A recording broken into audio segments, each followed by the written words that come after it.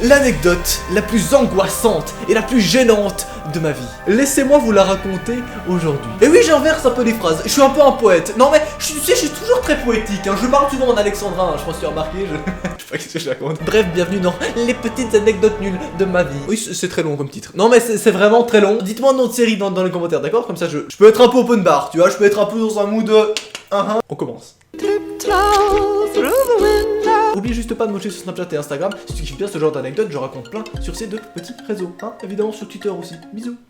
Quand j'avais 13-14 ans, il se pourrait que j'étais l'énorme mythomane du monde. Sur l'échelle des mythomanes, j'étais au max. Non mais vraiment, j'avais le bac plus 6 de mythomane. Autant te dire que voilà, quand je parlais à certains de mes potes, bah je m'étais inventé toute une vie. Hein, voilà, j'avais des catégories, ce pote-là, j'ai cette vie, avec ce pote-là, j'ai cette vie, avec ce pote-là, j'ai... Non mais, j'étais vraiment l'expert en mythomane, t'inquiète pas. Non mais, je te jure, à ce point-là, tu vas comprendre, tu vas comprendre. Tu vois, quand j'avais 13-14 ans, j'étais déjà pote avec Jimmy et Jean-Christophe. Oui, c'est des noms. Arrêtez de les juger, ah. Vous les avez probablement déjà vite fait vu dans mes vidéos, ou alors dans des vidéos gaming qui datent d'il y a 4 milliards d'années. C'était hyper bon. Bref, dans tous les cas, voilà, aujourd'hui on est toujours potes, t'inquiète pas. C'est pas des petits mensonges en mode oh non, c'est pas moi qui a pris ton croissant. Non, c'est des mensonges un peu plus next level shit, tu vois. C'est genre des mensonges en mode alors oui, moi je suis sorti avec cette meuf. Ouais, non, moi je sors actuellement avec cette meuf. Ouais, bah voilà, je suis un peu un dragueur, tu vois. Non, mais elle me kiffe. On est en couple. Ouais, on est en couple, ouais. Tu vois où je veux en venir? J'avais dit, de manière complètement tranquille, hein, que j'étais en couple avec la meuf la plus belle de l'école, hein. Sans pression, sans aucune forme de pression, énorme thug, genre. Et ils avaient cru. Et le pire, c'est que, attention, je me défends un tout petit peu, c'était pas forcément volontaire mon mensonge en fait. C'est que tout simplement, en fait, je me baladais un peu sur Instagram une fois, et il m'a vu en train de regarder les photos de cette personne. On va l'appeler Clémentine dans sa vidéo, elle s'appelle pas comme ça, mais... Voilà, bon, Et là, il me sort une phrase que moi, à l'époque, Noah Mythomane 500, j'ai pas pu m'en empêcher de répondre. Il me sort, pourquoi tu regardes ces photos? Tu serais pas en couple, hein? J'ai pas pu dire, non, hein, ma vie c'est de la merde, j'ai dit oui. Pire erreur! Pire erreur! Je savais pas dans quoi je m'embarquais à ce moment-là, vraiment, j'avais envie que dans ma vie, les gens me reconnaissent comme quelqu'un de puissant, comme quelqu'un de fort, quelqu'un d'influent, alors que j'étais juste un petit adolescent plus styleux, avec les cheveux courts extrêmement moches. Non mais, voilà une photo de moi à cette époque. C'est pas bon, hein. Autant te dire qu'à ce moment-là, je me lance dans l'épopée de Noah qui pécho Clémentine en 3 actes. J'ai fait toute une histoire avec plusieurs chapitres et tout, vraiment avec... Non mais j'étais inspiré dans mon mytho, t'inquiète, j'ai tout inventé. L'histoire d'un couple, vraiment. Il y avait la première rencontre, il y avait le premier baiser, il y avait la première fois qu'on a baisé, carrément, le mec a 13 ans. Non mais je m'en battais les couilles, moi j'étais un thug, vraiment, c'est la mode. Ouais, j'ai déjà baisé, ouais. Non mais, tu sais, je suis toujours très... Hein? Oui, Noah, oui. Il y avait même le chapitre où des fois on se disputait, tu vois, après on se remettait ensemble. Après il y avait une autre meuf qui voulait me pécho, mais j'étais là en mode non, j'ai déjà avec Clémentine. Ouais, non mais je sais que t'es jaloux, je sais, non mais vraiment je te jure, j'étais le cliché du gros mythomane ever, vraiment, genre. Mais le problème, putain de merde, c'est qu'il me croyait, genre vraiment, mais pourquoi est-ce qu'il me croyait aussi, putain? Alors évidemment, le premier mois, tout se passe bien. Deuxième mois, tout va bien, tu vois, je raconte 2 fois des petites anecdotes et tout, je dis ouais, on a été en ville, ouais, oh, on a bu un café, ouais, tranquille, tu sais. Non mais elle me kiffe, après c'est sûr elle me kiffe, tu vois, je pense que d'ici après-demain on va baiser, c'est sûr quoi, ouais. Pire des. Mais donc oui, les mois passent, premier mois tranquille, deuxième mois tranquille, troisième mois ça va, tu vois, je continue à raconter mon épopée, j'en suis au chapitre 42 à peu près, tu vois, genre vraiment, on a vécu plein de choses déjà en couple, tu vois, genre jusqu'au 4e mois, où là, il y a tout qui s'effondre en une seconde. Vraiment, tu vois, toute la fresque virtuelle que j'avais réalisée, elle s'est pétée en 2, vraiment, en one shot, j'en savais... Ma vie sociale aussi, hein, par la même occasion, elle a explosé. Une deuxième fois, hein, la première fois c'était avec Joey. Tu te souviendras hein, de cette anecdote, une des plus gênantes de ma vie, évidemment, hein, le lien s'affiche juste ici, ou alors en description, évidemment. Il tombe sur des porno builders. Et là tout de suite le 4e mois commence avec un événement... pas ouf du tout, tu vois. Jimmy, hein, donc un de mes meilleurs potes, auquel j'avais raconté également tous ces mythos, se rend un jour comme ça, il s'est dit voilà, il était un peu inspiré, il se rend sur le compte Instagram de la vraie Clémentine finalement, hein. Et qu'est-ce qu'il fait? Il commente sur la dernière photo de Clémentine, où Clémentine était un peu en mode tu vois, elle regarde un peu vers l'horizon, tu vois, un peu mélancolique. Évidemment, Jimmy, qu'est-ce qu'il fait?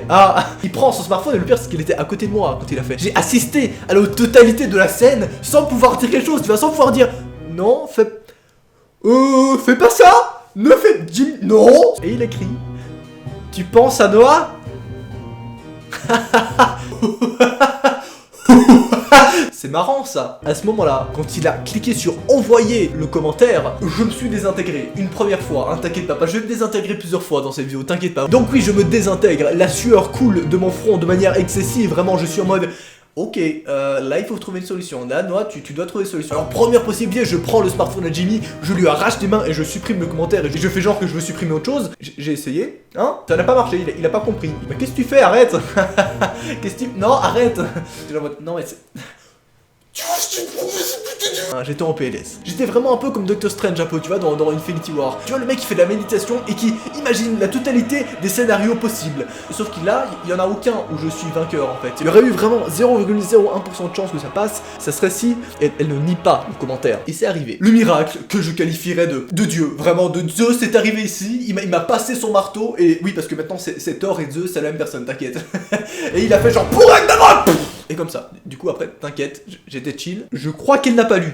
Hein? Une semaine s'est écoulée, je n'ai pas eu de réponse, elle n'a rien dit, le commentaire est toujours là, je suis parti du principe qu'elle n'avait pas lu. Et c'était le cas. Jusqu'à les événements qui vont suivre juste après. T'inquiète pas. Yes. Parce que oui, la deuxième semaine de ce mois arrive, hein. Une deuxième semaine plutôt tranquille, tu vois, une semaine de cours, on a des petits interros et tout. Qu'est-ce qu'on fait à midi, hein? On mange à la cantine, évidemment. Pire idée. Là où Clémentine mange également, hein. Mais oui, très bonne idée, non? Vraiment très bonne idée. Donc on s'assied à une table, tu vois, à la cantine à l'école. Là, Clémentine passe à côté. Et cette fois, hein, c'est chacun son tour, hein. D'abord c'était Jimmy, après c'est Jean-Christophe. Jean-Christophe, qu'est-ce qu'il fait? Qu'est-ce qu'il dit? Eh Noah! Y'a ta copine! Y'a ta copine! Très bonne idée de me dire ça! Très bonne idée de dire ça quand elle est à côté, mais oui! Et là, tu vois, dans ma tête, je me décompose une deuxième fois. Tu vois, genre, il y avait la première fois où c'était juste des petites gouttes de sueur. Là, il y avait carrément ma peau qui se détachait de mes os. Tu vois, vraiment, ma peau faisait... Je me transformais en crêpe. J'étais une petite crêpe comme ça avec juste les os qui restaient. Après, c'était un peu chaud parce que je pouvais plus avancer. Tu vois, j'étais en mode... Comme ça. Yes. Très belle métaphore, merci à tous. À ce moment-là, hein, tu t'en doutes, je te raconterai pas cette anecdote si Clémentine ne se serait pas arrêtée et si elle se serait pas tournée. Tu vois vraiment la scène dans les films où t'as la meuf au premier coup de faute, tu vois, qui se retourne avec ses cheveux comme ça, genre... Bah là c'était la même chose, sauf que c'est pas la même impression, tu vois, c'était plus l'impression de... Pitié, ne me regarde pas. Pitié, regarde ailleurs. Pitié, dis-moi que tu t'es pas retourné pour ça. Pitié, dis-moi que je sais pas, tu as entendu tes potes derrière moi, mais non. Elle se retourne, elle fait... Pardon, ce pardon, je m'en souviendrai toute ma vie. Hein, genre, c'était vraiment le pardon qui a annoncé la fin de ma vie sociale, instantanément, finalement. Jimmy, qui était toujours persuadé que je sortais avec Clémentine, lui dit donc, tu veux pas venir manger avec nous? Et là, je me dis, ok, ça va, ça pourrait être pire. Limite, elle a juste à dire non, elle se barre. Tranquille, ça va bien se passer, allez. Elle répond. Le pire truc qu'il aurait pu répondre, vraiment. Elle sort un petit. Mais je sais pas qui vous êtes en fait, désolé.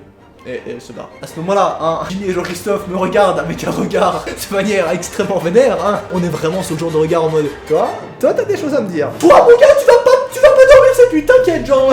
Ma chaise était mouillée tellement je transpirais, tu vois, genre. Je leur ai expliqué qu'on était sur un petit mytho des familles. Aujourd'hui, on en rigole. À l'époque, il m'avait défoncé. Je comprends en même temps, Excellent, comment passer pour un énorme mythomane devant la communauté de ses abonnés. Ouais, ça c'est fait, next. Évidemment, si tu kiffes ce genre d'anecdote, n'oublie pas de m'ajouter sur Snapchat et Instagram, j'en raconte plein sur ces petits réseaux sociaux. Oui, éventuellement sur Twitter aussi, pourquoi pas, hein, le lien de Twitter aussi dans ma description. 4000 likes et nouvel épisode de cette série que vous surkiffez où je raconte des petites anecdotes de ma life. Et j'ai de la chance parce que ma vie c'est de la grosse merde, hein, donc j'ai plein d'anecdotes de merde à vous raconter, genre. Oh, allez, salut!